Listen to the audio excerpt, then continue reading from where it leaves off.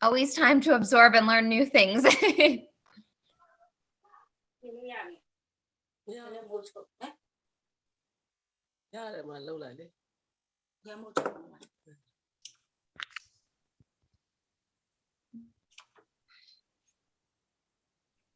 Selamat ulang tahun.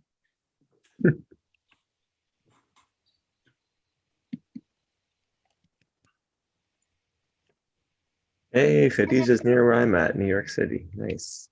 I'm right outside of New York. Great. Wonderful. Well, as we're signing in, please continue to introduce yourself in the chat and don't forget to fill out the attendance sheet. We'll go ahead and get started. I'm really excited today. We have Frank Finelli Jr.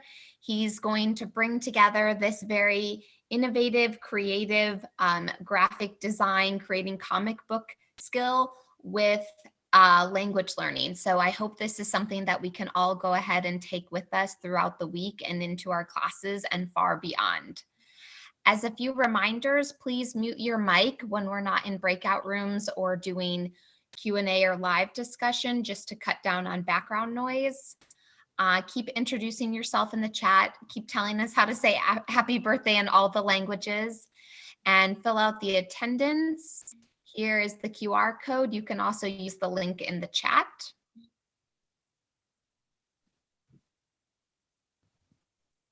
So before we get started with any actual diving in today, I'm going to ask Armin to lead us in a little wellness routine, hopefully to wake us up or calm us down in the afternoon or help us wind down depending on what time it is where you are.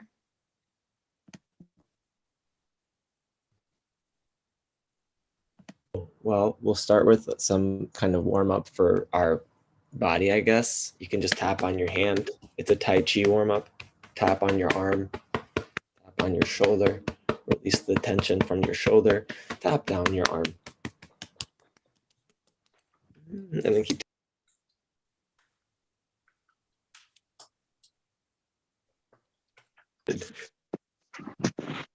You're muted, unmuted, Armin. I keep getting muted. Okay, so then do the same on the other side. Okay.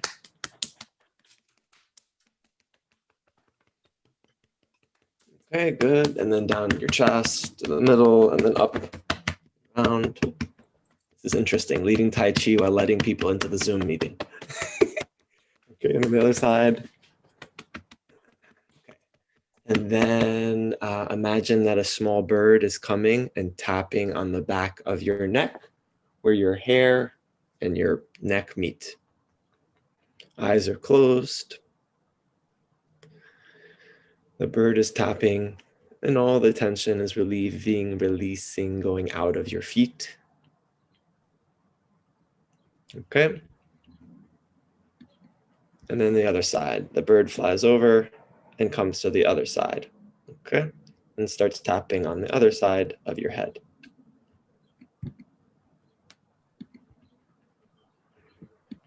Okay.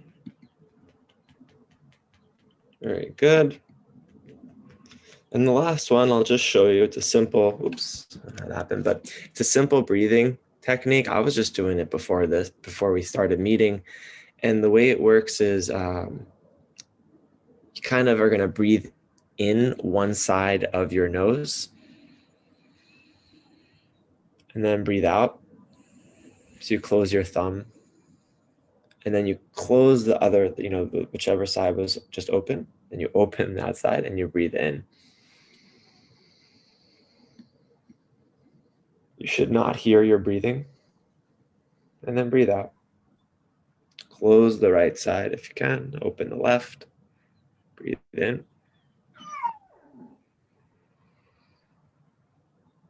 Breathe out of the left side. Okay, close left, open right. Breathe in. Breathe out. We'll just do 2 more from each side just to practice the technique. Your eyes closed. Breathe in your left nostril slowly.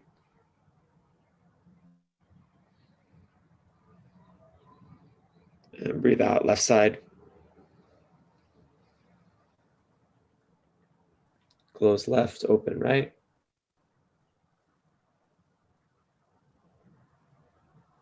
And out right. One more time. You should not hear the breathing. It should be very gentle in your left.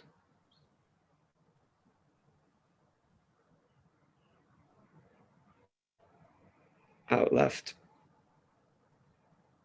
Close left, in right.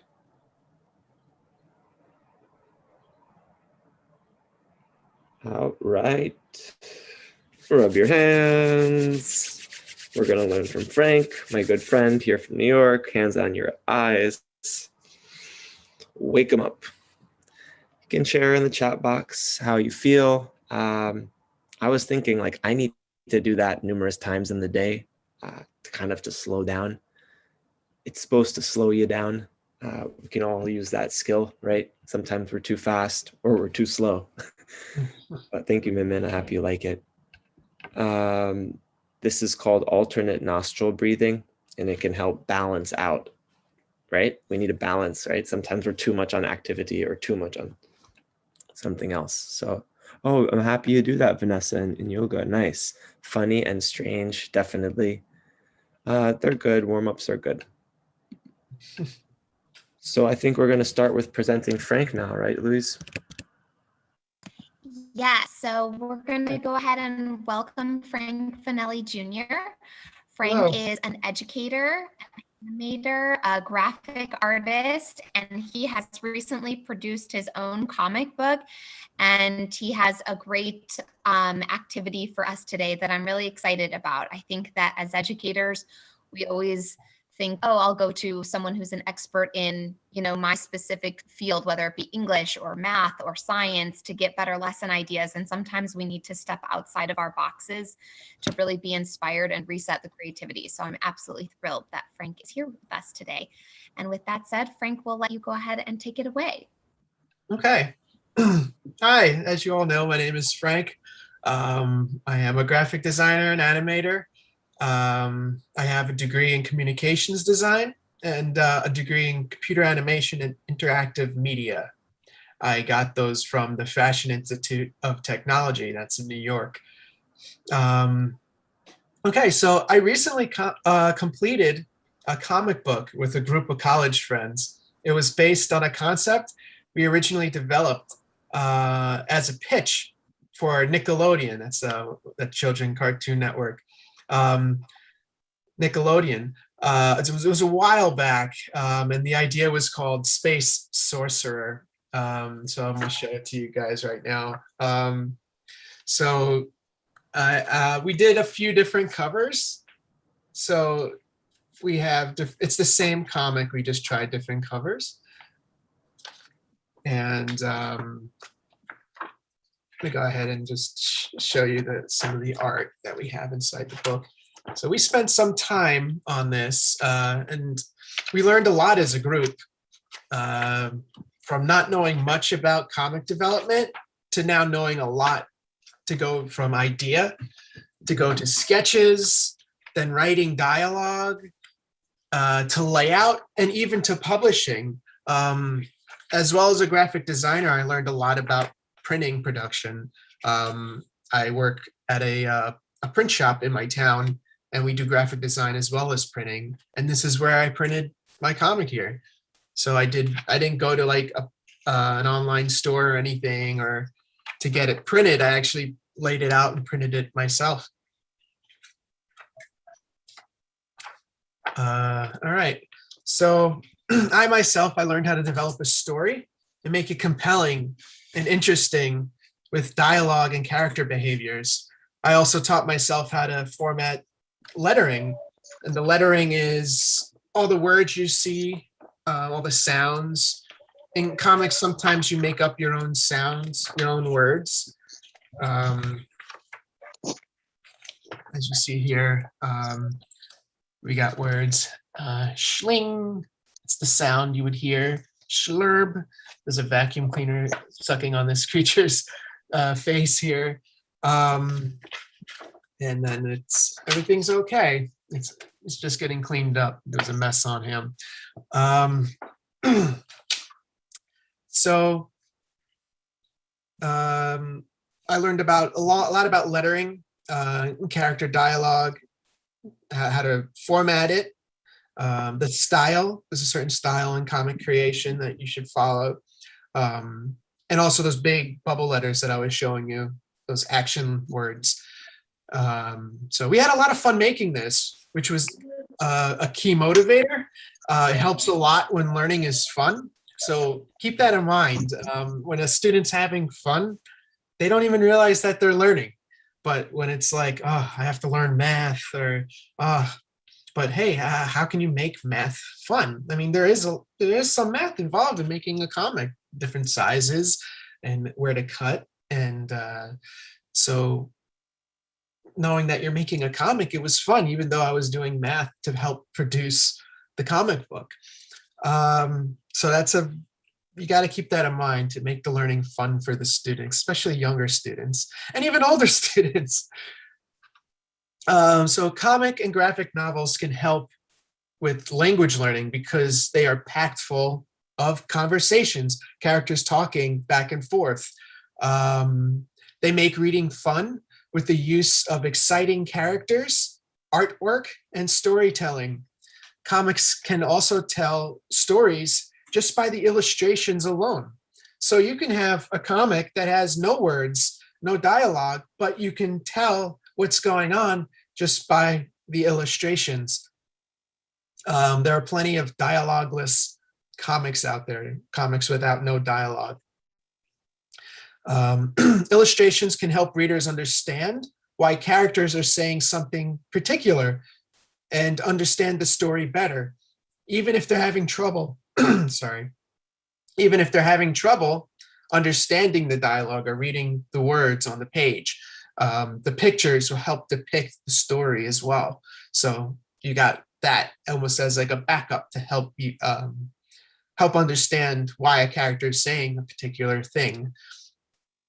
Having students make their own comics will allow them to be creative and invent their own characters and story. I want to encourage students to use their own imagination while learning. That's what I try to do. I run stop motion animation classes at a local arts center, and I try to make my students use their imagination and try to think of stuff, make their own things.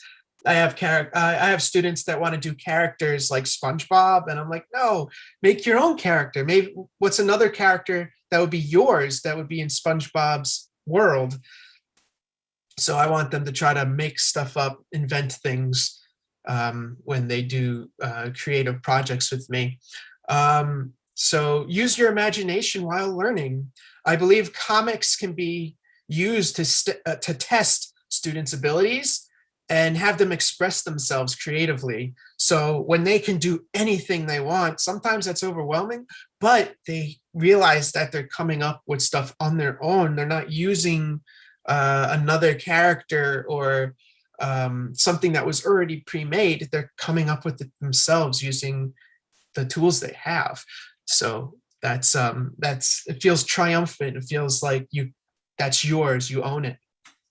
So that's a good feeling.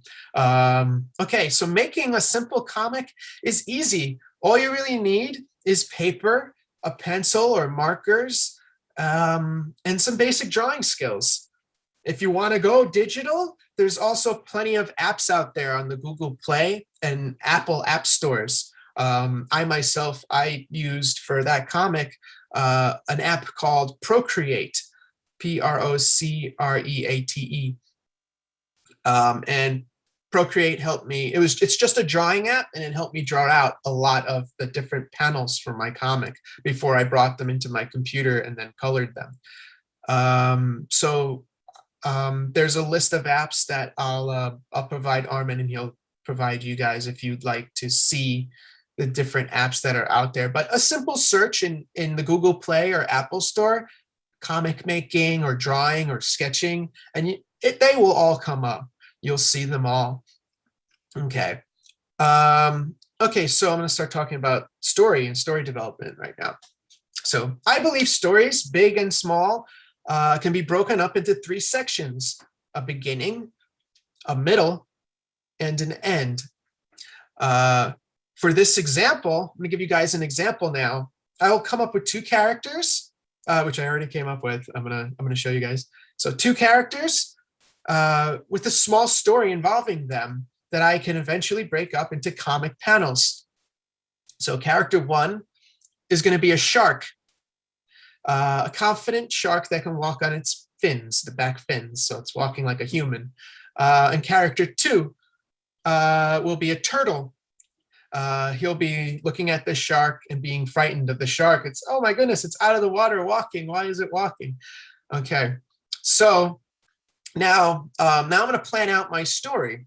So I would either open up like a word processing software like Google Docs or Microsoft Word, and I'll start typing up what my beginning, my middle, and my end would be. So my beginning of the story is, so we're on a road. The shark and the turtle are on opposite sides of the road. The ocean is in the background. The shark sees the turtle and asks it, why did the shark cross the road? Now, I don't know if you guys are familiar, there's an old joke called, why does the chicken cross the road? And the answer is to get to the other side.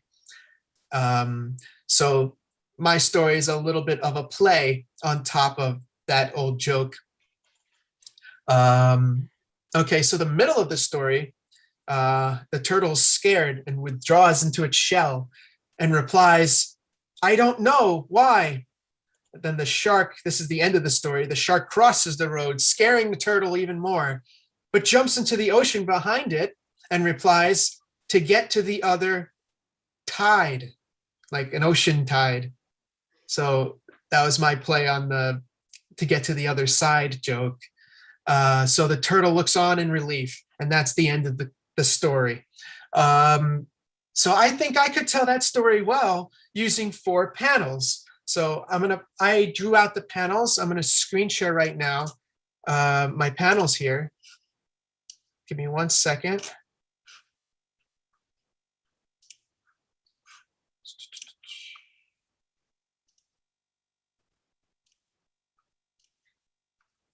I hope you all can see my drawings. So I drew this out real quick just to show how you can easily, just with a piece of paper, and I had a marker and drew out my panels. So it's always good to draw them out first and get an idea and a feel of where your characters are going to be, where the text is going to go, because you want to leave room for the text, and plan out where their characters are going to be positioned on the page and what characters are going to be featured in which panels. So the first panel here, the turtle and shark are on the road, and the shark asks his question, why did the shark cross the road? The second panel, the turtle replies, I don't know, why? And then the shark crosses the road, scaring the turtle, and it withdraws into its shell, and then it jumps into the ocean next to him and cheerfully replies, to get to the other tide. That's the joke, and that's the end of the comic.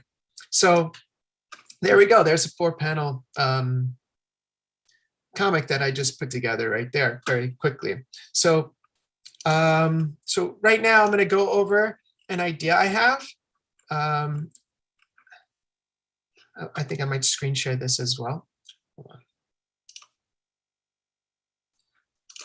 Okay, share screen so y'all can read it.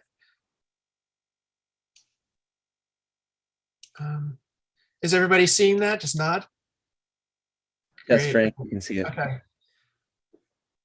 Yes. Okay, so for a beginner lesson, see if I can make that bigger.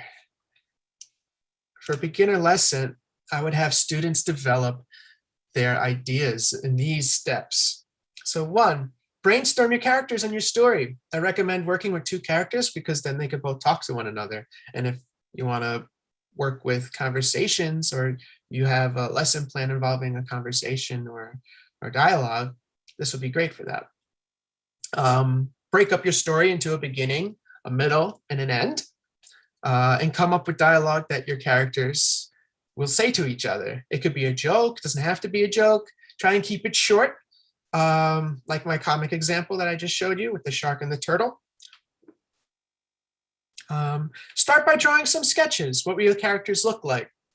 So before I was drawing some, I was trying to think, oh, how would the shark look like, or how would the turtle look like? I was rushing, so I could have came up probably with some better designs, but for this, it's perfect.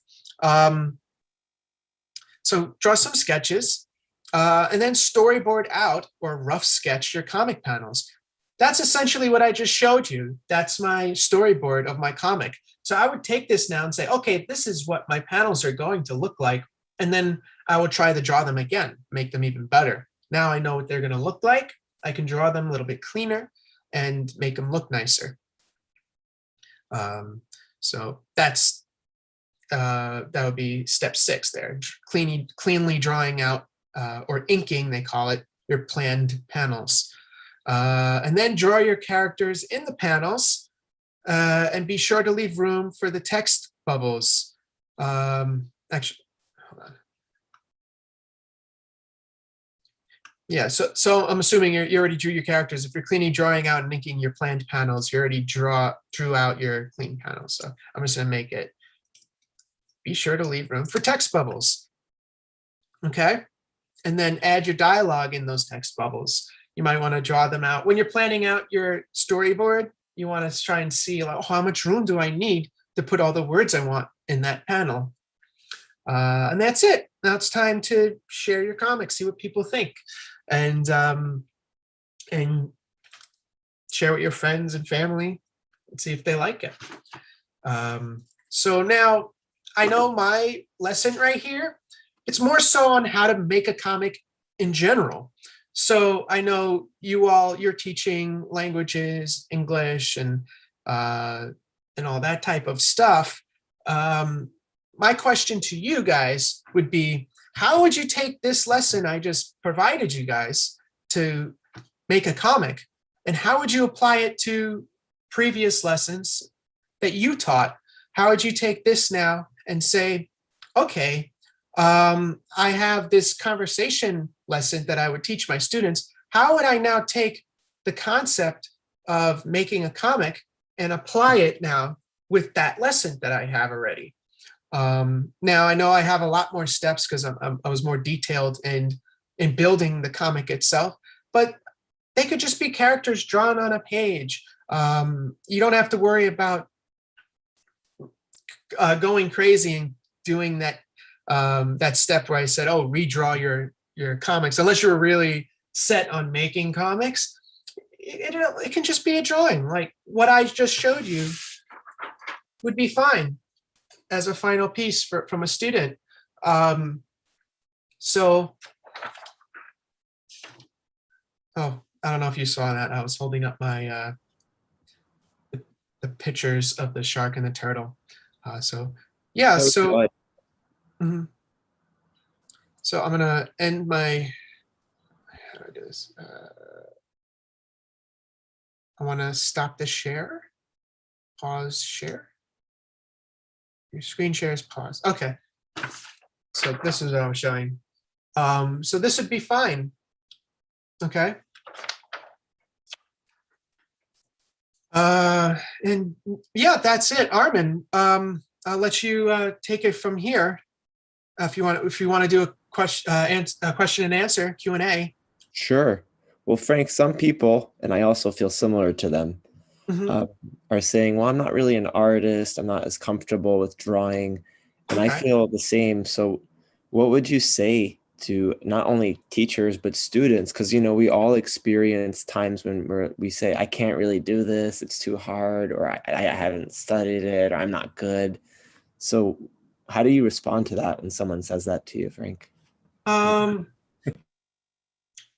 There's many ways that you could kind of create your own thing.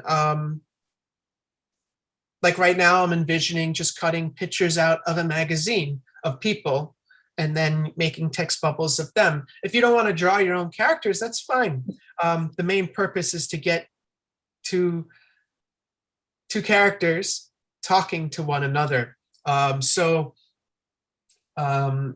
It could simply be just shapes you cut out from construction paper, a circle and a square, like a purple circle and a blue square, and they talk to one another.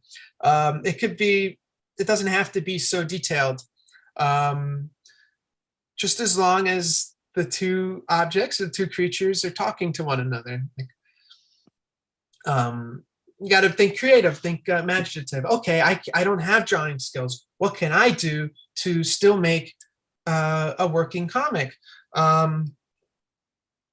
Again, all you really need is paper, pencil, markers, maybe a pair of scissors. What else could you do with that paper? Maybe cut something out. Do you have some magazines or pictures that you could use? Maybe take photographs if you have a camera. Take some pictures of you, go like this, and then use photos of yourself. That'd be cool. Or photos of friends or family. And you can have them pose with their mouths open and then take that picture and use it. Or try and think outside the box in that case. I think there's plenty of ways you can think of, including the ones I just mentioned that I just came up with now, that you could use to help get creative with a conversation lesson of some sort. Mm-hmm. I think that will allow people to ask some questions here, but maybe I think Khadija had a question here about adults. Would you like to ask it, Khadija? Yeah, good morning, everyone.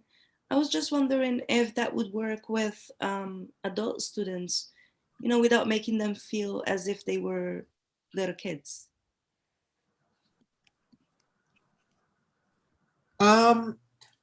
I'd say, yeah.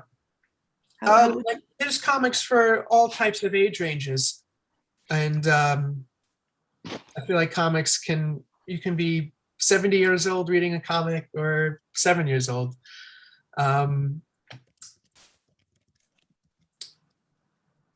I would I'm thinking because the drawing, I would say, I guess introducing this as a comic as opposed to just drawings. I'm trying to picture, the class telling them, oh, okay, today we're gonna do, comics and drawing, and they would look at me with round eyes and say, drawing? We're not little kids. So how do you kind of balance this out? Well, so I have a computer animation background, and in computer animation, before we would plan out an animation, we would do something called a storyboard. And a storyboard essentially plans out something just changed. Okay, we're good.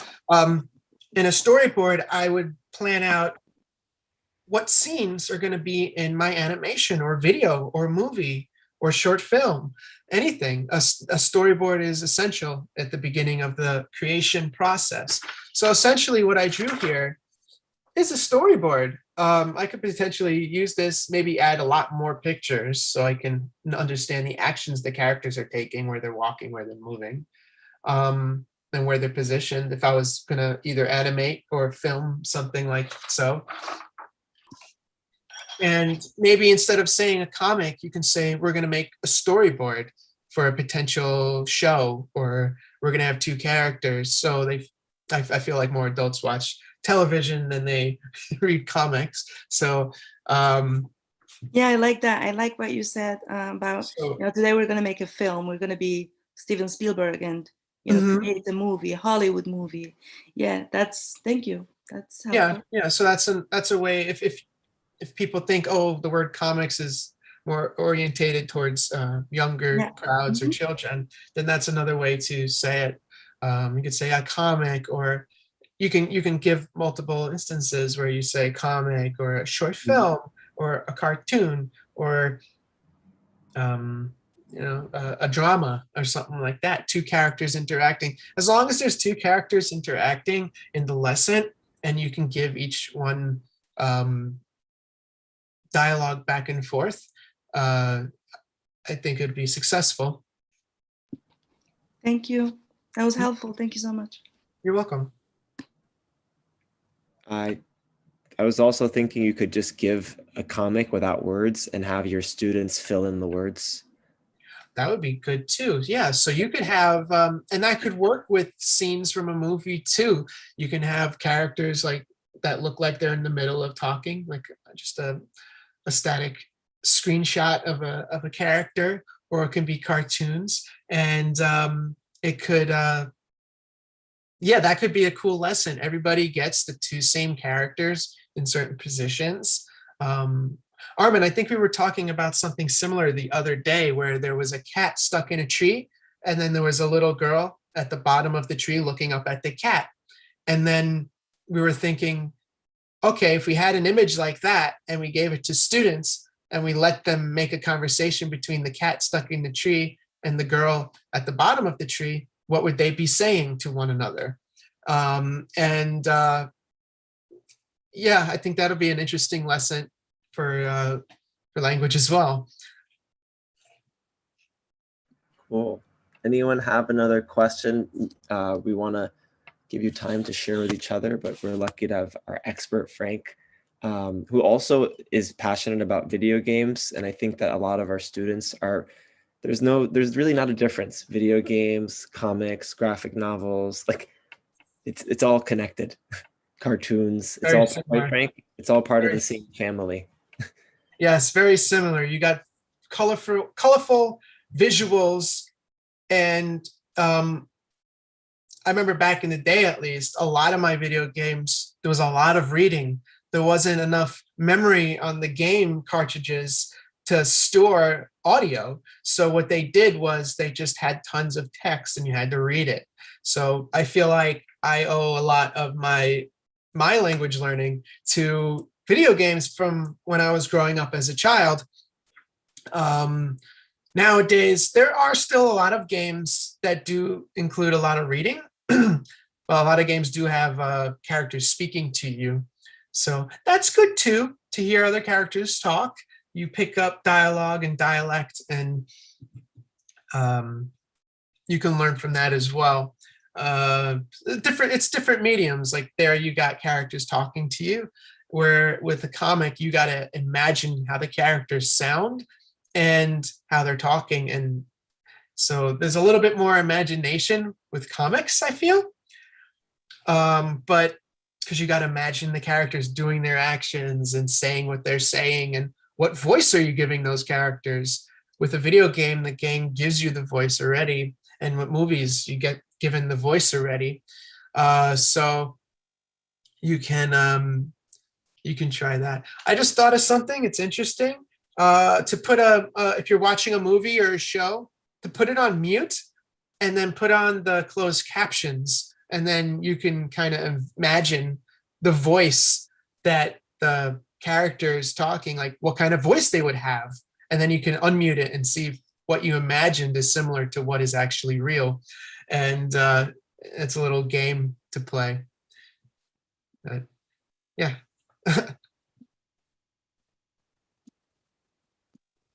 The sky was blue, so I went for a swim in the waterfall. Near a small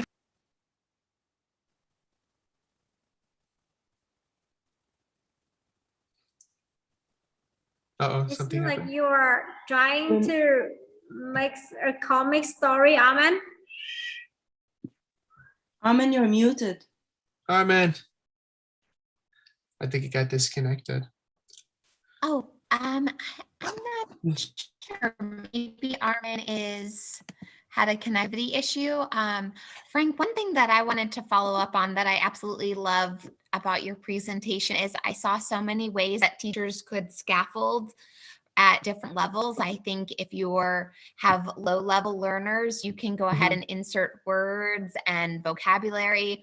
One thing I Right. love about your comic that you have sounds in there. I remember part of learning a language that doesn't actually come across, like a lot of people don't learn that woof is the sound that we think that dogs make, because in other languages it's different. So I think kind of playing with all of those universalities would be really unique. And for higher level learners, people could talk about, how do we make a beginning, a middle, and an end to a story? How do we show the evolution of a character through the dialogues that they have? And how do those speak about character development? I just see so many different cool ideas that can be used literally at any level. I wonder if you could kind of give us some insight. If we're all here and we're not tech experts like you are, we don't have computer design degrees, what would be like a good starter program that we can take with us so that next week I can walk into a room with intermediate students and do something basic just to get them excited? Well, if that's the case, I don't think I would work with a computer at all. I would just work with a notebook and markers and pencils and stuff like that. Just do it all hands-on. But if you do want to use, let's say, a tablet or a computer, I'd say any drawing software. It could be anything. MS Paint. There's a bunch of different softwares again for that are in the Google Play and Apple Store. One I think is called Comic Maker, and it just lets you add. You can do it on your smartphone, or you can do it on your tablet, and it just lets you add photographs from your photo library. So you can just take pictures of people, even if you didn't want to draw, you could just take pictures of people posing, and build a comic panel very easily in one of those apps. So yeah, I'll give a when we're done here, I'll give a list of different apps that I deem useful. I made a list. I think Armin has it. I think he linked the apps actually to the list, so you can actually just click them. Yes, I'll go ahead and I'll make a shared doc so people can link those and kind of click on the hyperlinks. Thank you. That was awesome. Yeah. I'm really excited to try this. Are there any other questions? Okay, Hello? we're gonna go. Yeah, go ahead, Winnie. Hi, everyone. I'm Winnie. I'm an elementary school teacher from Taiwan. So, having the lesson, it just remind me that it's because I'm in Taiwan, English is a foreign language. But I think this idea can bring me I can add on that idea that, for example, in Taiwan, our kids love to draw. I just upload some of the drawing from my kids, because in Taiwan, they love to watch video game and also comic. Actually, I got a comic book here. Wow. So yeah, I think in terms of, speaking, writing, if I give them the assignment of a writing, our kids will definitely love it. So maybe some of the teacher will be too much worried about, oh, they can just draw, but they cannot, speak. But I think with the story guideline, so maybe with drawing, I can also ask the kids to have the story concept first, focus on the writing concept of a story. And the other idea I get from you is that you mentioned about some jokes, right? So I think in terms of a foreign language learner, so maybe I can collect some jokes. So for the kids to illustrate the meaning of the jokes, I think that would be maybe so much fun to do that. So for example, they will say, which day the chicken most be afraid of? Which day? They will say Friday. Okay, it's just, I don't know where you get it. For example, they say the chicken, they are most afraid of a Friday because they will become fried chicken. Okay. So, fried chicken. Okay. Okay, anyway, maybe it's not so funny, but I think maybe I can collect some jokes for them to just using the simple drawing idea. So for me, I think I won't worry about my student, they don't draw. But if you give them a pencil, you don't give them, they will draw on the textbook either. So I think I can take this opportunity to make them to be more productive. So that's good. Thank you. Yeah, you just made me think of an idea. So if a student can't draw, maybe there's something else the student is good at, like coming up with stories. Maybe one student is very good at drawing, but's not good at coming up with stories. Let's have the students work in groups. So you'll have one student that is a good artist. You'll have one student that is a good storyteller that can talk well. And I feel like that's a good thing to do as well. So if you have a lot of students in your class, break them up into groups and make sure like you separate the ones that you know, like who's good with art? I am, okay, you go there. Who's good with speaking?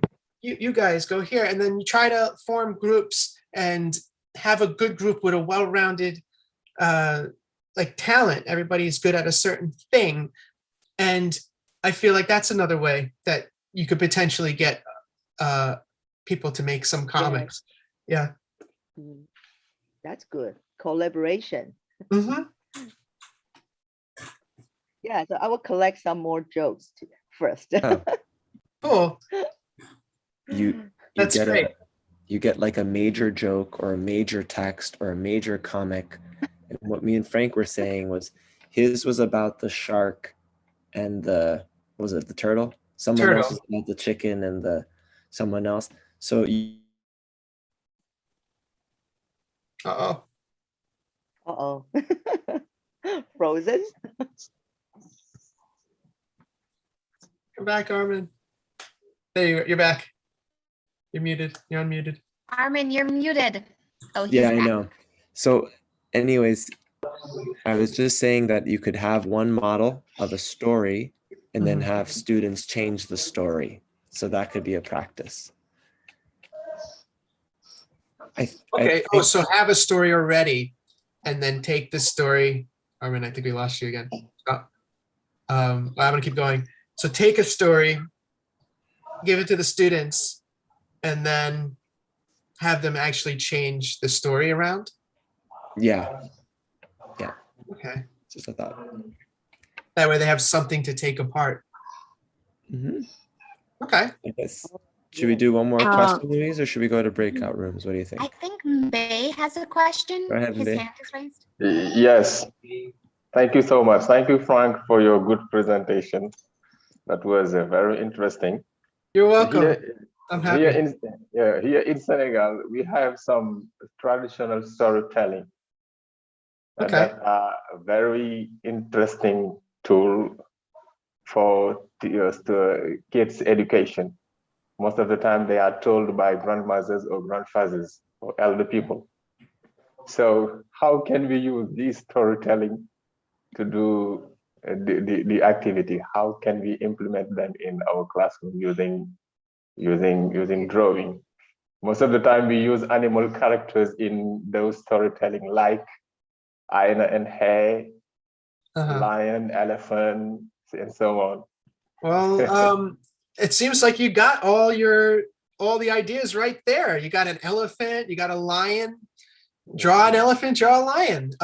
If students do not have drawing skills, again, maybe have some students that do draw the characters, and then the other characters that are better at handwriting, they can write the letters in.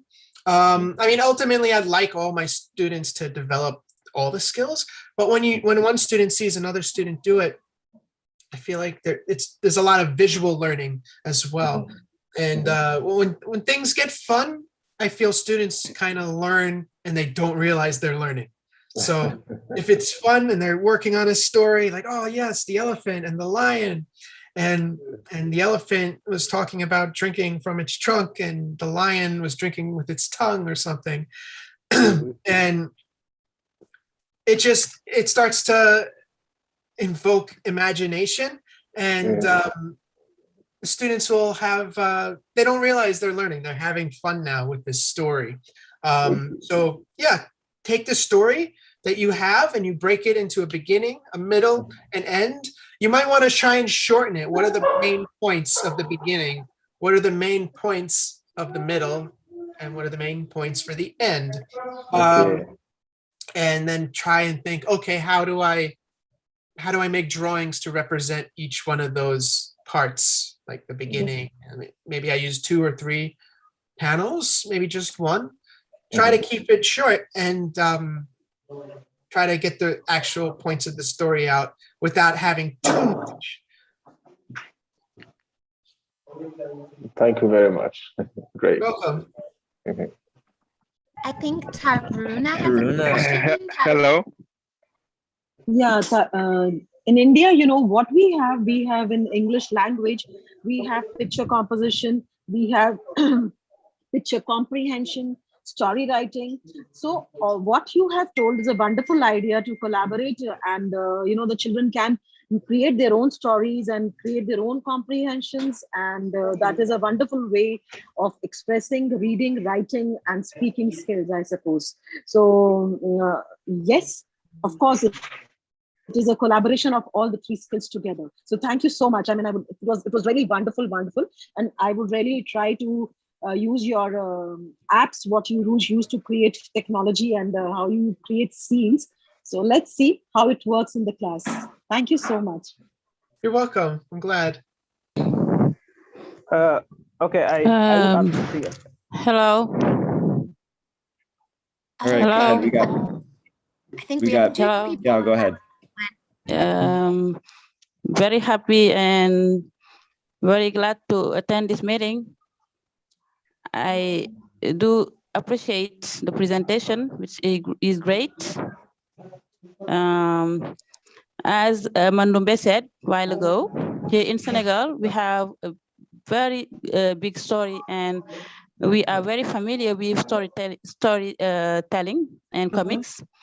When we were younger, I remember our grandparents, or especially my grandma, used to reunify us with my brothers and sisters, and she told stories about animals and something like that. It was a way for us, okay, to show courage, to show personality, or to give a moral, okay, advice or moral lessons to young people.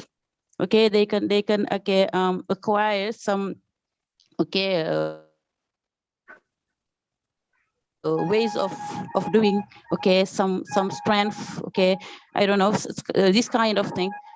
Just to tell that, as Manumbe said a while ago, we are very familiar with storytelling based on animals and, okay, something like that. And my question is, for example, here in Senegal, we used to have politics, some events, current events that we sometimes, okay, recreate throughout, okay, kind of cartoons, okay, in order to recreate the story, okay, or in order to make people understand what is going on. Okay, they can take 2 political personality and draw their characters like this, and okay, ask people, okay, to okay, to make a dialogue between them according to what is happening between them. Okay, if they're opponents, or the one who is on power, the one who is an opponent, okay, they make, okay, kind of story between them in order for people to better understand, okay, throughout fun, what is going on between these 2 people. As we used to have with the guignols of France, they use this kind of okay, comic throughout, okay, politics, and telling what is going on in between political parties, or between those who are, okay, in politics. Okay, when I was young, I truly like this. I truly like this, and here in our country, we are very familiar with that, as Mandube said. Okay. Yeah, political comics. Like we have a lot of political comics in our newspapers here in America. So that's definitely a route you could go if you'd like, especially if you're teaching current events. You can get the idea of comics and have characters or even pictures of them, and make the students make them say things and stuff like that. That's definitely applicable. you could definitely use that with current events, or even it doesn't even have to be political. It could be events just happening in their life. Maybe one of the students just got a new puppy or a new dog or a cat or a pet of some sort, and you could maybe make they can put themselves in the comic. Maybe they talk to the animal, and it could be something like that, or they talk to a political a person that's running for something sort of office, and they can themselves ask the person that's running for office or whatever they're doing politically their question, and then maybe have them answer the answer that they would want them to answer. I would try to keep it like that they're involved, like so like they're reaching out sort of thing. I would want their imagination to be in the project itself. So yeah, keep that in mind. I think that'll help you. Oh wait, am I mute? Wonderful. Can I cut in Go for a ahead. second? Sure, Paulina. Sure. Give us the last word. And then Sorry, we'll break up. because Go ahead. I think it's brilliant that you have mentioned bringing comics into classroom, because I see my classrooms, usually the level of the students is mixed, and I believe bringing comics, giving them some kind of prompts that they could work on, it would try to well, I think it would facilitate the work for the students whose language level is not so high. And it will be the springboard for the wonderful ones, and they could do more. But still, at the end of the day, everyone would be satisfied, because the students with the lower language level, they will appreciate that they have completed something like those 4 boxes. And the brilliant ones, they will boast, because they probably will make 4 or 5 pages, but you can call it a success at the end of the day. So I think this is great, for all levels. You can have this activity, set time limit, and everyone is going to be satisfied. So thumbs up, hats off, because I'm just on my way to introduce the comics on Monday. Thank you. Great. You're welcome. I'm glad.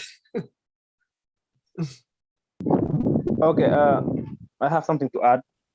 Yes. Yeah. If the last I have word the before floor, related to what my colleagues here in Senegal said, the fact that we familiar to yes, comic, and historic telling with our grandmother and our grandfather. But here in Senegal, our comic, our storytelling, most of the time they are in local languages, or sometimes some are translated into French. My question is, do we necessarily need to put this into English before asking students, to put it into comics, drawings, something like that? So to translate it, so it's going to be in your local languages. So you might want to have a lesson where we say, okay, let's take our story that we have in our language, and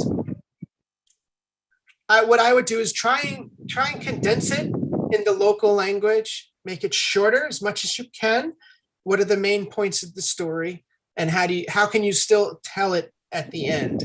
And then from there, now that you have this shortened, condensed, smaller version of the story, try and translate it. How would you say it now using English words? And then try to apply it to the comic. Have students draw or take pictures or use an app, whatever you think would be useful in everything that we were discussing. Have the students go forth and either go into a group or maybe do individual projects, whatever you think would be that would work for your students, and go ahead and have them try and draw out pictures And I'm assuming, I don't know if there's something what I would consider narration, where there isn't really a character talking per se. It's somebody else telling you the story. And that could, how would you take that and kind of show it either with the pictures? How would you take the word, how would you take the parts of the story that is not dialogue, characters talking, and make it visual in pictures and try and tell it that way? Because I feel with pictures you can tell a story with no words, so a lot of that could if you can translate a lot just from the visuals of the illustrations or pictures, however you're gonna create your characters. Wonderful. Wonderful. I think we're going to go ahead into breakout rooms. I'm going to insert the questions to the chat, and then I'll also share them. They are also on the Google Doc that was just out, so you have a few places that you can reference them. But I will go and share my screen. They're also in the chat. Oh my gosh, I love Vanessa's idea of creating characters and then using them throughout the semester. So you can do anything. You know, I think when we're as teachers inspired, then the students are inspired. If we're bored, the students are bored. So it's a back and forth. So it's like, I'm going to tell you what I taught to my, I don't know, little elephant today. My elephant was teaching all the little, I don't know, dogs something. So then it becomes like the elephant's the teacher. Yes, I think that's a great idea. So Louise, what are we going to talk about right now? Because we won't have time for you guys to share. She wrote a superhero idea. And then they have powers to take on tasks. Okay, so we're going to go in breakout rooms now, Louise. What are people going to talk about?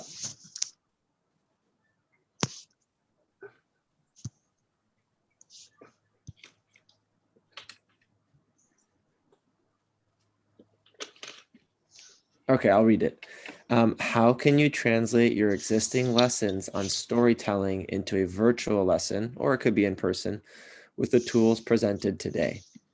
So basically, how would you apply some aspect of illustration and comics and storytelling into your teaching practice?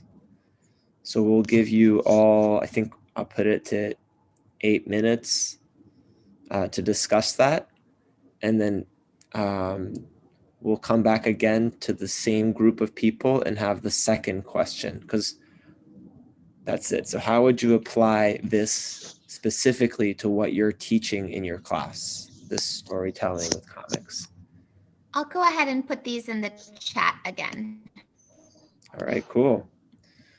So with that, you can have the conversation. I may migrate some people into the main room and enjoy the conversation. Let's see, main session. I'll assign you guys. We're not in rooms.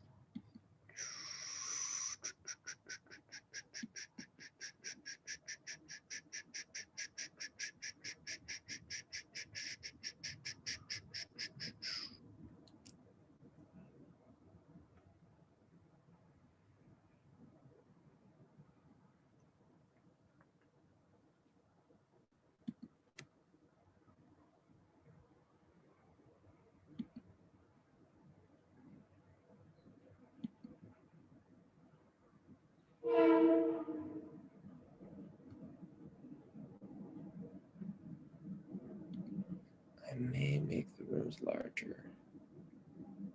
Okay, so if you're here, it means that you haven't ended up in a room. So you are in this room, the main session room. You can just unmute and share how you would do this with your class. I see there's Monica there. Would you like to share? Hi, Monica. Hi, I was thinking of that students, they love creating avatars. Mm-hmm. So maybe they could use a tool in which they could create an avatar of their own, and then maybe using tools like simple tools like Paint. They usually may have in their computers. Well, few students have computers here in Brazil, but they could use something like that. Even on Facebook, they can create their own avatars, and maybe they could like copy and paste these avatars somewhere. Usually here in Brazil, we are using Google for education tools. So maybe they could use Google Slides and then copy and paste there and then make stories by using the Google Slides. I was thinking of something like that. That is, I mean, something that they can really use. So then the avatar would be talking, or would they write about the avatar? Or maybe if they are not able to make the avatar talk, maybe use the balloons with the dialogues. Yeah, I feel like anything could work. I did something when I taught French where I just had them make characters and describe the characters with adjectives. Just practicing adjectives. Yeah. Yeah. Good. Okay, avatars. I like it. Anyone else want to share? We have a lot of people in this group. You can just unmute and share.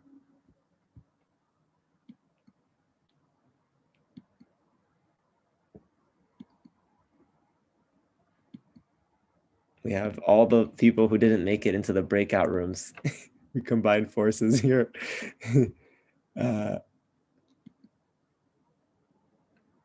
How would you use a comic book or a comic idea in your class? I don't know, Russia?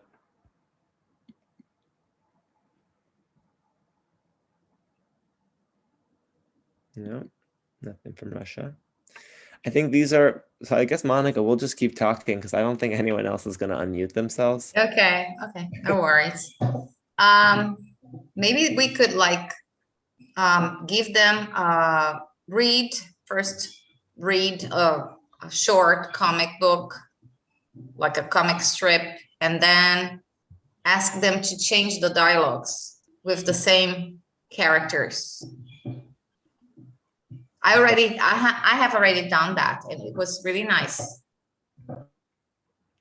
So you just whited out, you got rid of the text and you just had them write it in? Yeah, with like create another story, another dialogue. I have already done that. It was great. I like that.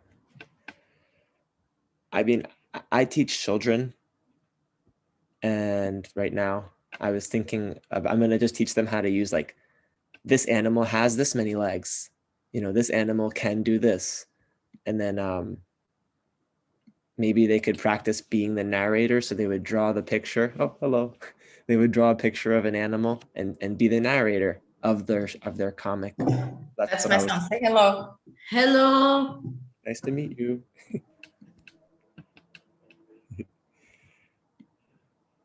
John, what would you do? How would you use comics?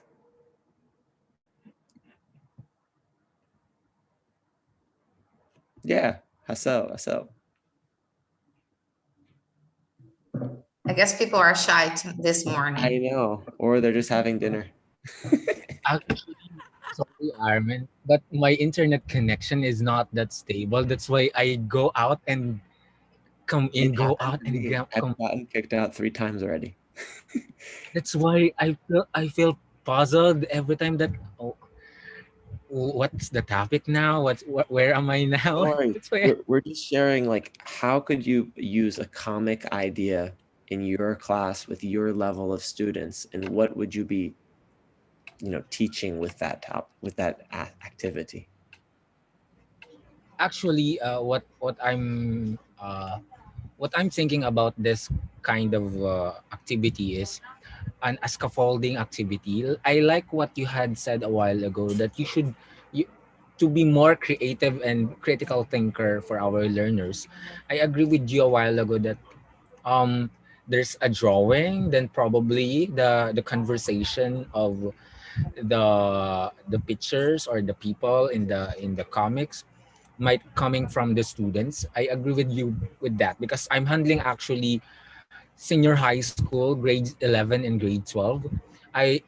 It is more interesting to them if we will do that kind of test, and I guess the critical thinking in terms on the conversation might be out of the box. Yeah. And you teach English to them, right? Or what topic? You teach technology, or what do you teach to them? I'm actually teaching practical research 1 and practical research 2, qualitative and quantitative research, and then some of social sciences subjects like humanities and discipline and ideas in social sciences, and even philosophy.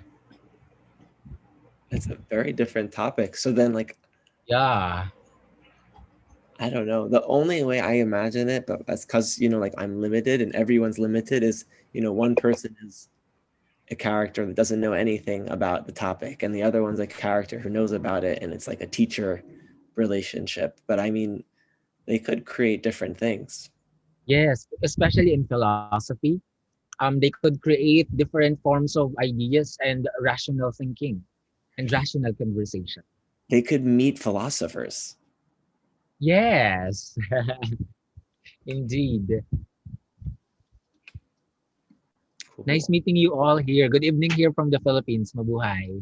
Good afternoon from New York. I think we're just going to bring everyone back together. Yeah. Monica's got her hand up.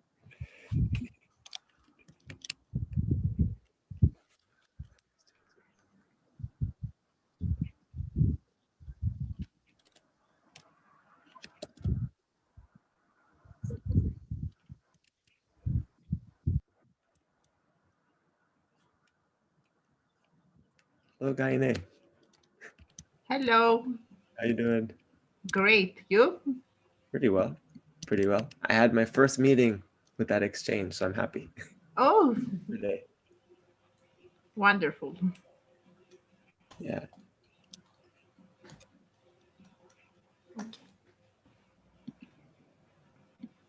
Okay.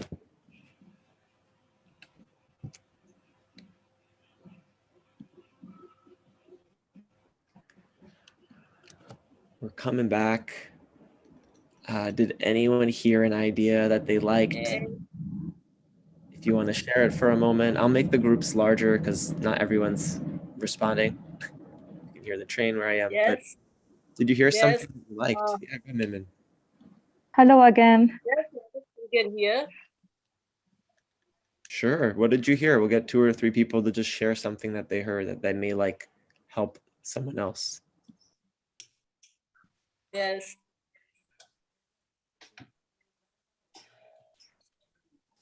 Yes, they're telling about the story when they are school, and they are one of the teacher is not really teacher, and she is a student, and she tried to say and something about the the very first time at the school, and then she tried to search for the vocabularies, and then she make a comics cartoon like that. So using specific vocabulary. Yes. Anyone else? I think Vanessa was a pro, but anyone else is already Hello. done the task? Hello. Yeah. Wandumbe. Go for it. I just want to hear maybe 2 more people just share something you heard you liked. Yeah. Can I? Please. Yeah. So I like the idea of Jamila when they use like comics as a project, and she gives her students it's like for 2 weeks or for 3 weeks by choosing one topic and giving them just to prepare it. It's a really interesting idea because it will like encourage them to broaden their like um,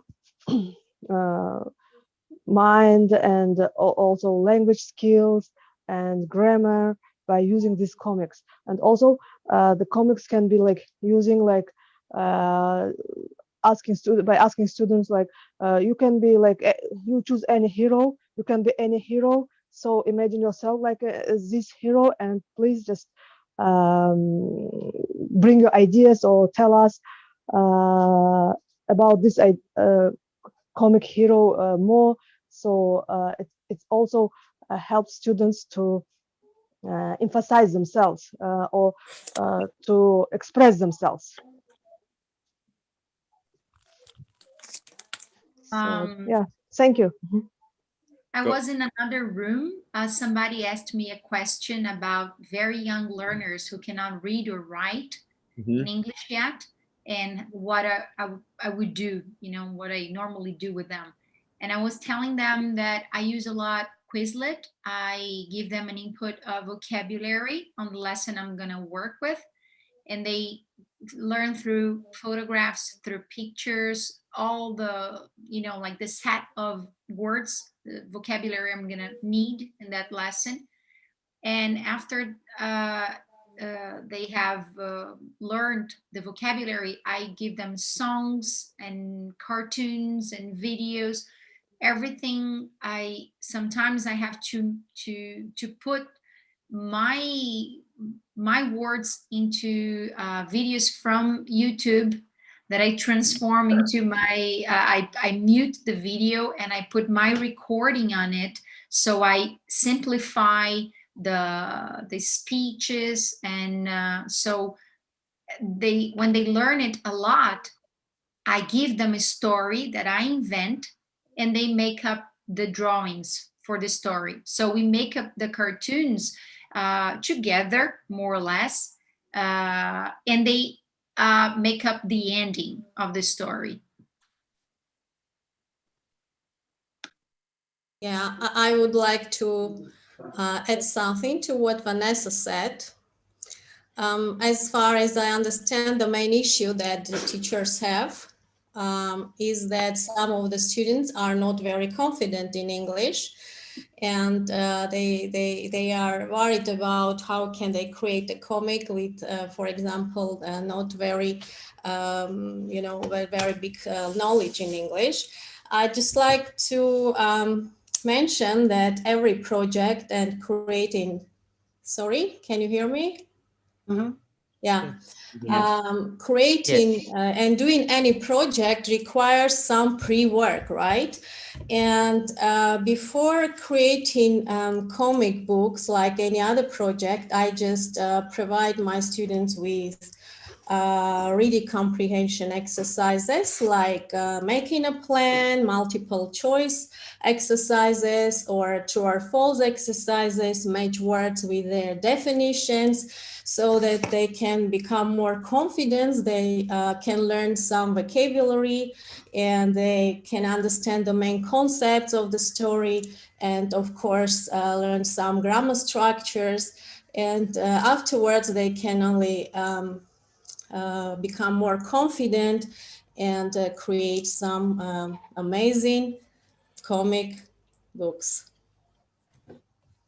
which is really very contributing also to wellness of students, because one of the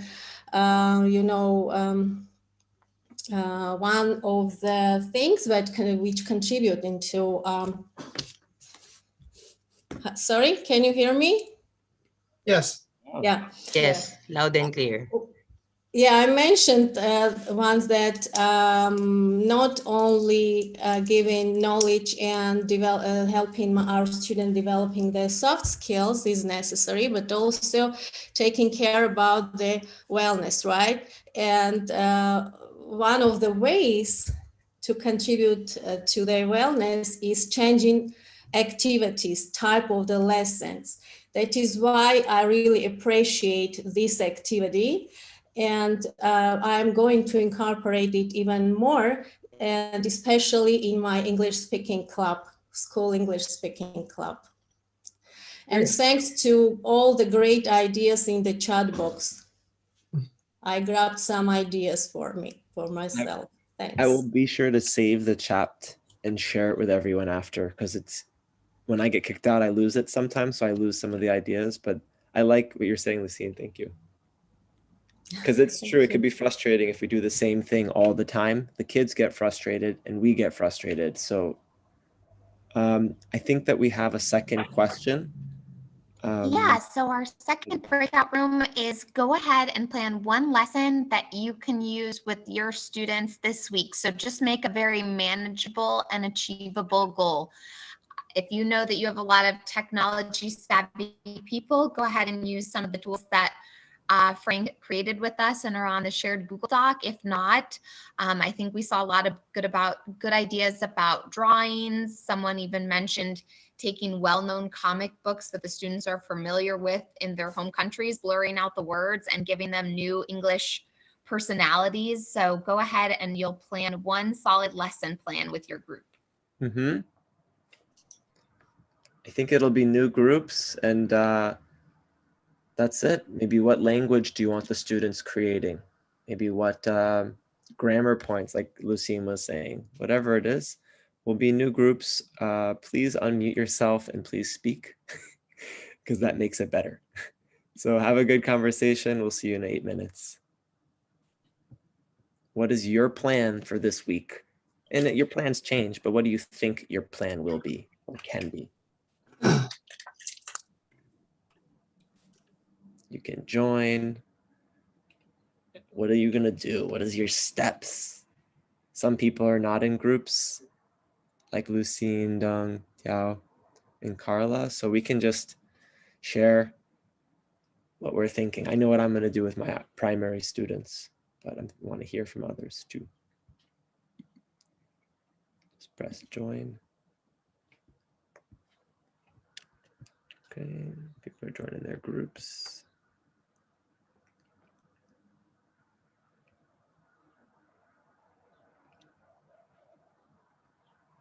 Okay. So would anyone like to share who's still in this group, who hasn't joined? I think you have to press join, but let's see. Education.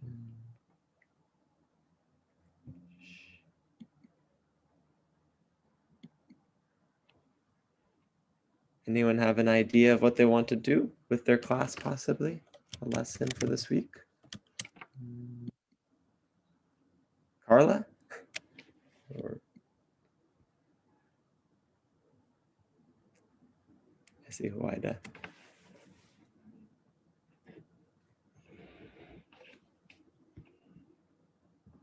I guess it's just us, Lucine. The others are not really responding. I don't know Doug or anyone else. I'm gonna do something with the word can and what different insects can do. So, you know, this insect can fly, this insect can walk, this insect can, you know, swim. And then also with the word has, you know, this insect has this many legs, this insect has this many wings, and have them draw it and write the words next to it. So that's my idea. Anyone else? What's your idea for this week for your class?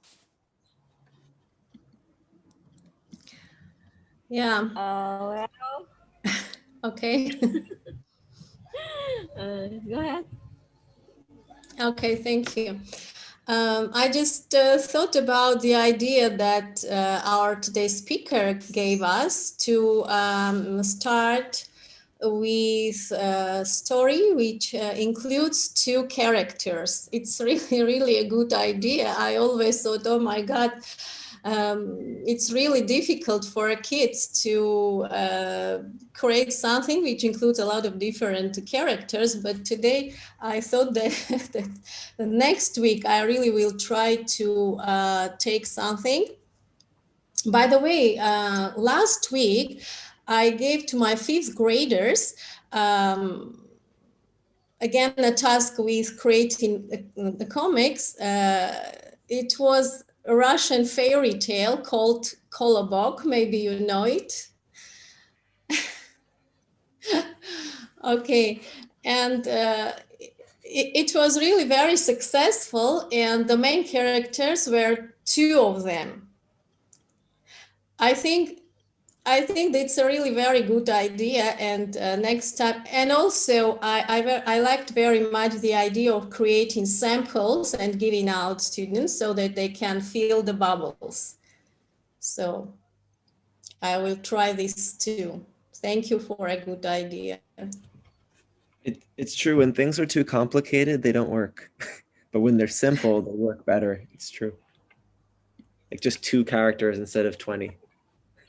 Yeah, I can create something not very difficult and just copy and give to students. Totally. All right. What is Sarifa? What do you have? Tell us. I like Lucy. Okay. Actually, our topic today about how to create a comic is really new for me. Uh, but my plan for this week, I'm going to ask my students to do collaboration to make their own, their own pictures. And I guess the best character for my students drawing is about the animals. So we are going to make a fable story, fables, and then like I said before, this is new for me. So I think I'm going to learn about these tools before, maybe Procreate, like Mrs. Farah share, and I just ask my students to draw their characters on the paper, like Frank said before that all we need just a paper, a pen, and then a marker. So our focus is not on the on the pictures.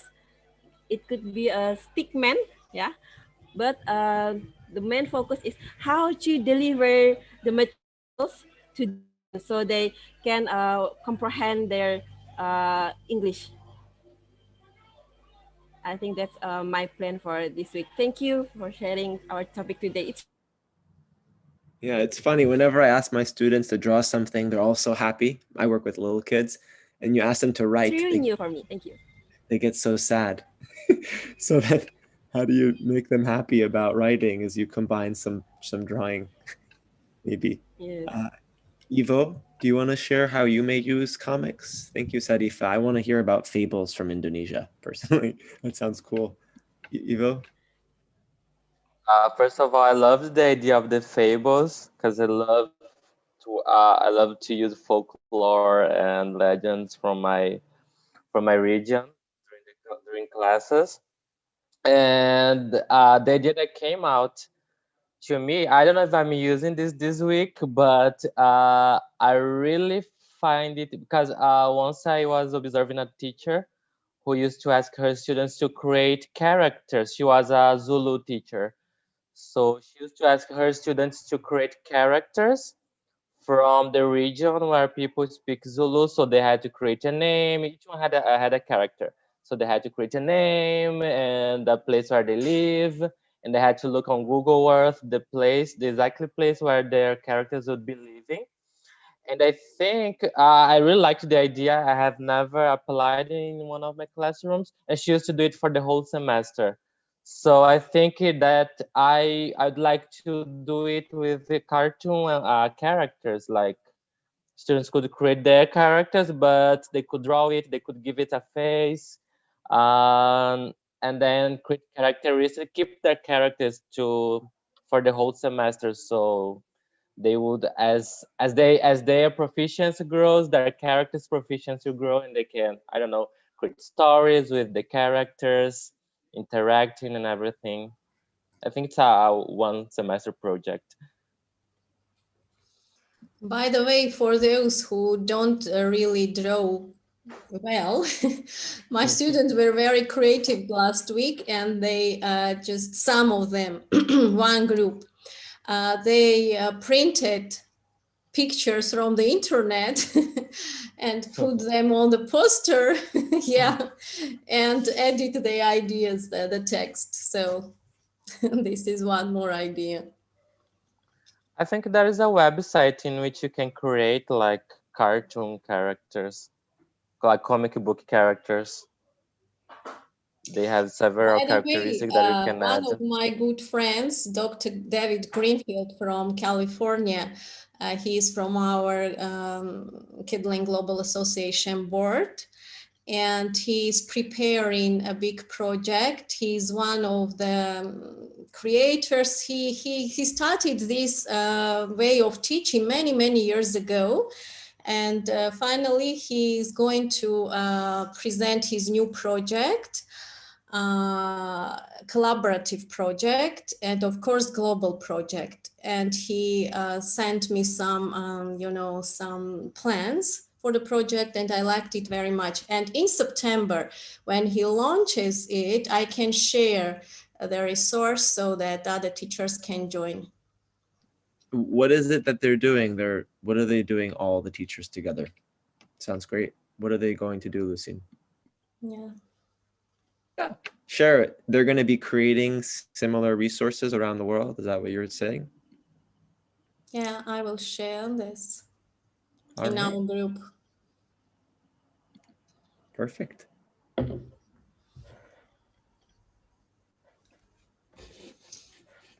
Hi, everyone. Hi, Armin. Welcome, Sarah. I'm sorry, I wanted to leave the breakout room, but it seems that I left the whole meeting. Same here. And there are still 2 members stuck in the living room. That's why I asked for some assistance. They'll come back. They'll come back from the living room. Thank you. We were stuck in the room. Yeah. Forgotten about happens to us. Shall I start sharing what we managed to do? Sure. We want to hear people's plans. We know, plans never work. Okay, so actually it was the same among my members, me and my members, because we were discussing the fact that not everyone has the access to the techniques that you were trying to discuss at the very beginning of the meeting. So maybe we suggested that we can give them the plot, because when it comes to storytelling, this means that we're dealing with narrative types of texts. So we can just start the plot, start the exposition, and maybe ask them to do some activities, not that related to technology.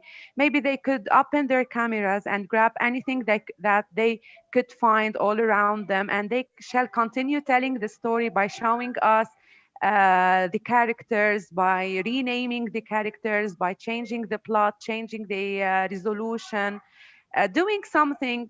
It could be sometimes we would be stressing the physical aspect as well as the educational one. I don't know if you got my point. Maybe I'm having some internet issues. Can you all hear me? No, everything is clear. Yes, we can Yes, hear. loud and clear. Okay. Yes. Okay, because I wasn't hearing anyone. No, So this was one of the ideas, and we tried to engage what Frank has been saying since the beginning of the meeting with the content that we have. Right. Okay, cool. Yeah, the reality will be different for each person, your age level, technology. Exactly, because what we were discussing in the breakout room is that when it comes to youngsters, young learners, maybe neither them nor their parents have the modern technological skills, if I can say it this way. So it would be sometimes difficult for them to use apps that you were trying to mention during the meeting. So why not we could be easygoing with them and ask them to do things that maybe they would be able to do. So they could draw their own characters, they could create their own plot, they could invite their colleagues or their classmates to share acting the story, or maybe they could use stuff from all around them so that they can show to their colleagues or their teachers. This could be sort of fun. Cool. Thanks, Sarah. You're welcome. Yeah, it can be also a part of art therapy, so students can have their own outlet, especially if they are struggling or having difficult situations. So just by drawing and depicting or featuring their own characters, by trying to materialize or demonstrate the hard experiences or the good ones they're passing through, they can communicate, connect to others, and share. Definitely, definitely. I believe that demonstrating the story is the best way to make them get involved. Can I add something? Go ahead. I think after they have created the story, I think what the teacher, if you have access, not them, but if you have access to kind of certain technology and certain apps, you could make their stories into a video or something that they can see, uploaded in YouTube, and then they can share with friends and family. They feel so proud when they see their work in like on the internet, and when they can share something that they were part of, that they created together. Yes, this is so interesting. Thank you. So Yes, authentic. this adds to their intrinsic motivation. Cool. Anyone else want to share? So getting them to make something that's a real product, like something in real life, not just for the teacher, but for others they can share. Okay. Yeah. Sorry. Go ahead, Vanessa. Sorry. I showed in the other room that I was discussing something I did this week with my students. I was teaching them some verbs, and I put one of my students doing the verb, and then I asked them what he was doing in this video I created, and he said, I am spinning a ball. I said, very good. So what were you doing before that and after that? And so it's not really a story, but like small sentences, like for students who are really very, very young or beginners. And so they can see themselves doing what the verb, the action that you taught them. And it's fun. Wonderful. Are there any other things that we want to share? Oh, I was muted. I said what Vanessa was just saying, that it's still a form of story development, I would say. Mm-hmm. Yes, definitely. Okay. Well, I love the dialogue and the opportunities for us to share. I'm going to go ahead and make sure that we go through our reminders before we close today. So the first thing that we want to do is we want to give a huge thank you and round of applause to Frank. I learned, and I think we all learned so much. Thank Yay. you. Thank you, Frank. Mm-hmm. Please don't forget to show off your Padlet. If you're updating your teacher portfolio Padlet, please go ahead and put the links in the chat or post them on our Facebook page. Armin has really cool examples of how he's been doing all of our activities in class, so you can go through and watch his. Armin, can you go ahead and put your Padlet link one more time in the chat so people can go ahead and get refreshed on some ideas? Another thing I wanted to show you for ideas was I put this link in the chat. The State Department's American English page has a link to resources and programs, and they give some additional templates and PDFs and little guides for comic books. So wow. I'll throw this That's in the awesome. chat again after we do this. Yeah, so you can download lots of things, but I really liked the ideas that we heard today. So this would just kind of be a follow-up for additional materials. And the next thing that we wanted to make sure is we want to make sure that everyone has their attendance completed. So you can use this QR code, or the link is in the chat. Also, please join us as we're producing content for Mindful Mondays, Tech Tuesday, Wellness Wednesday, and Thought Provoking Thursday. So if you've enjoyed Armin's wellness ideas about deep breathing, warming our hands, all of those kind of extra 5-minute warm-ups that really can make or break a class or your teaching, if you have any great ideas, please consider making a video and sharing it with us on the Facebook group or Instagram. So that way we're all kind of sharing resources. I know when we were talking about breathing, it seemed like a lot of people had wonderful ideas that I think we could all learn from. How do you scan? You put your phone camera or QR scan reader up to the screen, and you should be able to have it just pop up for the attendance on your phone. Someone was asking how to scan it. I'll try right now. Yeah, I just click it and then it opens up. Yep, that's how you scan the attendance. Continue, Lise. And just one more quick thing. So this week, Frank will be back with us on Tuesday evening at 7 p.m. Eastern Standard Time. That's the time of New York City. So if you've attended today and you want to attend the same panel, but with different participants, you're welcome to join us. But if you have other things going on, you've already completed this module. And I know that Frank has graciously agreed to stay after at the end for further questions. So if there are no other questions, Armin, can you give us a quick wellness send-off? I'll do one. I'll do one. Okay, everyone. So we're going to do one of my favorite things that I like to do when I come home to kind of relax. We're going to do everything with our arms. So everyone, if you can just hold your hands like this. So my elbows are bent a bit and I'm just holding myself like a scarecrow. I call these the swans. So the first thing I'm going to do is every time you're extending, you're breathing in. Every time you're contracting, you're breathing out. So ready? Here we go. Lift up.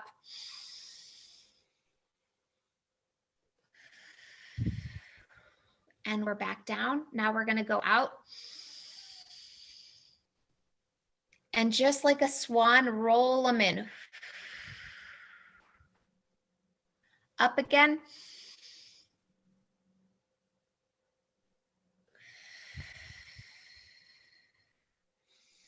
And out to the sides like a swan.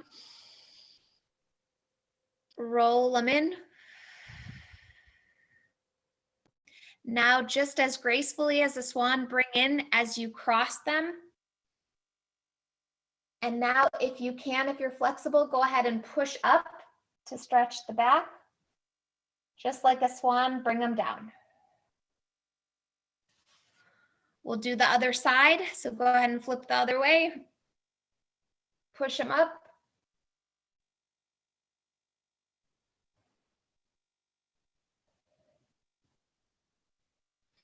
Now I just want you to go ahead and with the palms of with that fatty part of your palms, go ahead and rub them together and put them right below the back of your ears.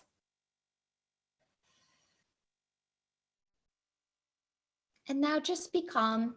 We are now swans, ready just to flow with the water. We're not flying, we're not swimming, we're just flowing with the wind. Wonderful, everyone.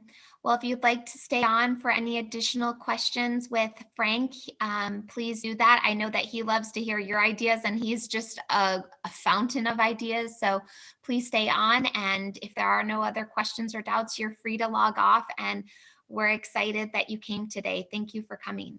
Yes, thank you. Can I ask you, Frank? Yes. I'm Winda from Indonesia.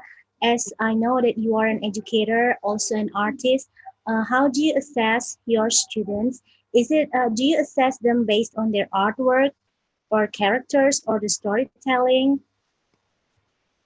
Please. I assess them by their progress. I feel everybody's on a different level. And at the end of the day, I feel like they went from one level, let's say they're at level 1, and then at the end of the day, they're like level 5, then that's progress, that's good. I consider that a thumbs up good job. But if they're still at level 1 at the end of the day, that's something I gotta say, oh, okay, they didn't really absorb anything. He's still trying to do it the same way he was doing it at the beginning of the class. I need to figure out some way to make him progress. How do I make this student go to the next level, so to say? Because everybody is at different, since I teach art, everybody's at a different level. And the thing is with art is everybody is different. I've had kindergarten students, 5 years old, make better stop motion animations than 3rd and 4th graders. And sometimes it's just natural, comes to them naturally. But you don't want to, if I have a 5-year-old that's so good, you don't want to suppress them trying. So you want, okay, this 5th grade, I'm not 5th grader, this 5-year-old is doing so well. So you want to make sure that she continues doing well. But then you have other students, you got to try to divide up your time and make sure everybody's kind of moving up. But if there's some student that's doing very good work at a young age, I always like catch it. I catch that and I say, okay, that she's going to be my star, and like, okay. And I try to show them like a little bit more things. And if they start getting it and they start getting more advanced techniques and more advanced stuff, and they're absorbing it at a young age, that amazes me. But again, I want to try and get all the students at least progressing, moving up a level to the next level, to the next level. And if all my students are doing that, I feel successful. But if I have one student that isn't, then that's my task to then go to that student and say, hey, what's wrong? You're still doing this and it's not working. And, oh, like I'm trying to make it my stop motion this way. And then I take a look at what they're doing, if they're doing it right. And I try to give them suggestions and how to go ahead and move up to the next level. I want them to keep progressing, get better than they were an hour ago. Okay, thank you. So you assess them by progress. Okay, thank you. Progress, yes. Hello. Thank you so much. I just want to share my idea. I want to discuss it with you. Regarding the comic book, it can be related more, according to me, to the students' well-being, emotional also well-being. So they can just, I don't know with which grade we can work, but they can think of anything or anyone that they are afraid of. For example, losing a parent, death, volcano, experiencing an earthquake, and they can use, or we, by our help, they can use this comic book in order to have their fears depicted as characters or as symbolical characters, so they can face them and have this virtual or fake dialogue with them, so they are able to overpass any problem. Hello. What do you think of this idea? Oh, okay. So you're saying students have like things have happened to them, either be an earthquake or some other like natural type disaster, and you want to try to help them cope with what's going on in their life. Is that your question? It's one part. One part. Okay. Yeah. So I know that those can become sensitive subjects, but they are real life, and things happen to people. So I would expect students to, yes, come up with stories and comics that reflect bad or good things that are happening in their life. I'm not against it. I try not to encourage it. I like people to just kind of be imaginative, but if that's something that they come up with, I won't say anything. I'll say, okay, if it's a good idea, it's a good idea. I let students do what they like, unless it's something like vulgar or something that isn't school appropriate, then I'll say something. But I would, yeah, I mean, if something actually did happen and all the students are getting affected by something, like I remember I was in high school when 9/11 happened, when the Twin Towers fell. And I think something like a project to help us all cope would have been useful, actually. So yeah, if now sort of contradicting, because I do agree now with having some sort of a project or class project. Like how would you reflect? How would you tell somebody that lost a loved one how like you could help them, or have two characters interact or something like that? That could be an interesting project, and it could be almost soothing to do something like that, and make people feel calm especially during a tragedy or a natural disaster of sorts. Thank you. If I can just add on that, right now, more than ever, there's social emotional skills being focused on in schools, and asking, doing a lesson on mental health can be, where the teacher's just saying, oh, well, here are all the things to do if, in these situations, but having the students really take that information and create a comic of, if your friend is struggling, what would you do to respond? That's a great way to help them internalize how that conversation might actually happen, which is an awesome approach. So I like that spin on using the comics as well. Great. It's a good idea. Thank you. Especially now, the world we live in, there's even more heaviness of mental challenges that we all need to feel and deal with as adults and children. So definitely, it's a very serious and true topic. I think Tiao wants to add something. Tiao, go ahead. Just unmute yourself, Tiao. Press unmute on your phone. Okay.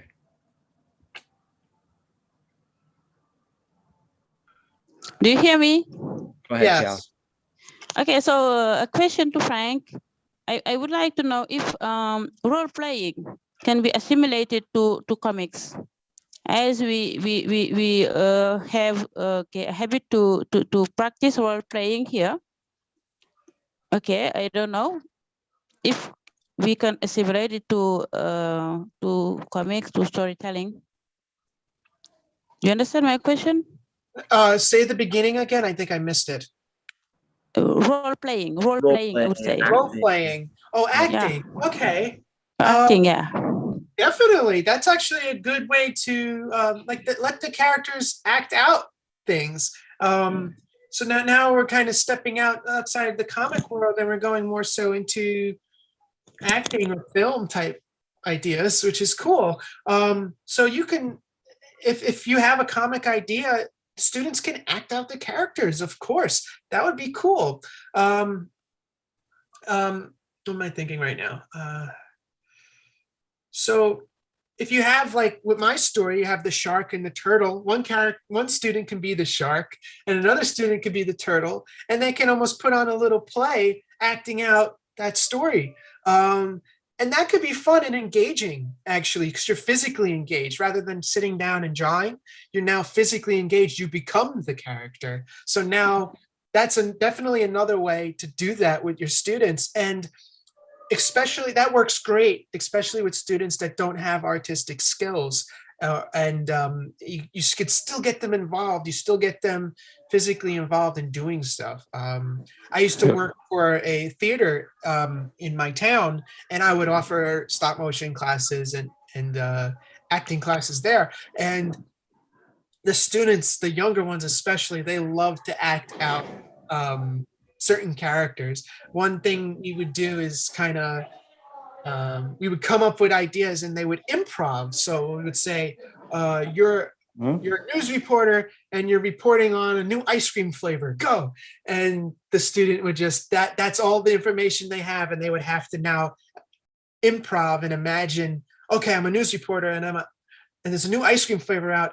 Like, hi, my name is Frank, and the new ice cream flavor today is chocolate raspberry sprinkle surprise, and it has everybody raving about it. The line outside of the ice cream shop is 3 blocks long, and everybody is getting the ice cream. Like you get them to like think on the spot and improv on the spot.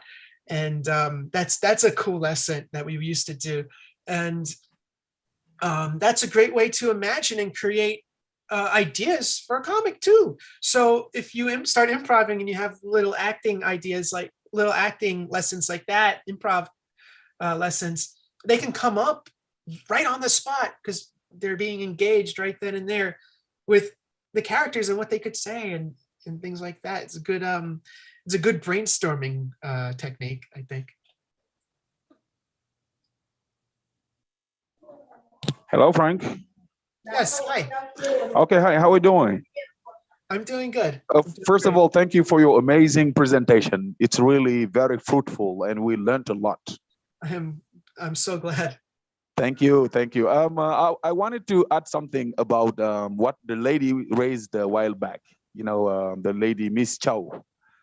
I am from Senegal, the same country with her. Okay. And I wanted to add something about that. How can we take role play, you know, and put it as a comic? I want just to give her, you know, an example of a great singer in our country whose name is Youssou. And Youssou has a song named Womat. And in the song, there is a kind of story that is told.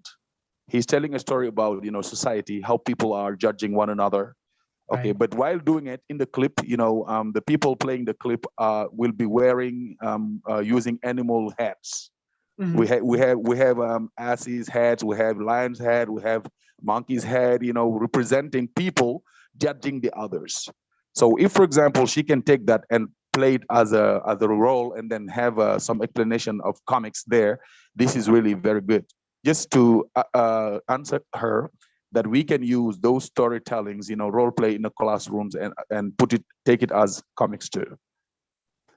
And she knows the song. I hope she can go back and watch the clip, and then she will have some kind of idea about it. Yeah, like, so you can get inspiration from all sorts of places, being that particular artist and songwriter, and or stories from your childhood, really anywhere. And yeah, you can definitely adapt a story you liked or a song meaning, and use it as a reference. Use it as reference to create your story, create your comic. You can take it, and instead of going right to drawing, what you can do is say, okay, here's 2 or 3 characters, however many characters are in that story. And you can write out what the characters are saying to one another. You start writing essentially a script, a screenplay of the characters and what they say to one another and what they do to one another, the actions that they do in between the dialogue. And you could essentially, once you write out that and all the conversations that characters are having and the actions that they do, you can essentially use that, and you could put on a play or put on an act and have the kids act out and role play, or you can use that and make a comic. My comic with Space Sorcerer, it was originally written out as a screenplay. It was for a cartoon. So we took that and we adapted it for comics. So it's a bit different. The comic form is a bit different than how the screenplay was, because the screenplay had all the actions written out, where for us, the actions are more depicted in pictures or adjusted to be more visual, like certain story elements. They just appear better in picture rather than being told. So there was a few changes there. So you don't always have to follow things perfectly. If you feel like, okay, I have a script here, but for role playing, this, and this is a lot better. But for comic making, this, and that is a lot better. So you can adjust. You can adjust what you come up with to work for certain mediums, being a comic or being role play acting or a play. It's things to think about, and you got to test out and test the waters with. And and see what works the best. Again, students are always different. You'll have one class that it works perfect for, and you think, oh, this is the best lesson. And then you have another group of students the next year, and it doesn't work at all. And you gotta, oh no, what did I gotta do? I gotta change it. We gotta try something else. And it's always a learning process for the teacher as well. I find a lot of times where I think I have the perfect lesson, and then I get a new class, and then it's like, oh no, I gotta figure out something new now. You're right. Thank you for everything. Really, it's clear, and it gives us another way of thinking about it. Because I once tried it. That's why I wanted to share with them, for them to understand that role play can be also taken as comics. Sometimes it can be whether a song or a film or a story told by someone, and then you just put it. And students are more motivated because there you are touching their critical thinking, imagination, and creativity. That's why it's important. Thank you. You're welcome. I just shared a YouTube video of Youssou N'Dour because I really, really love this singer from Senegal. Oh, thank you. Thank you. I really That's enjoy- great. That's I'm great of you. I'm originally from Algeria. I Oh. live in New York City, but I'm from Algeria, and I've been Right. listening to the singer for a long time. Thank you for sharing, Adija. Thank you for Yeah, sharing. yeah. Youssou N'Dour is a global singer. Wow. Frank, you're amazing. Frank, you did a great job. I really, really love that session. And I've been copying and pasting all the, some of the comments in the chat with the links, etc. And it's been very helpful. I am not, I wasn't using comic books or things like that. And I was kind of shying away from it, but you converted me. You made me love it, and that's a win, I guess. And thank you for that. Progress, yes. Thank you, guys. Thank you, everyone. There was a lot of great ideas from everybody. So Thank you, Frank. Thank you so much. You're welcome. Yeah.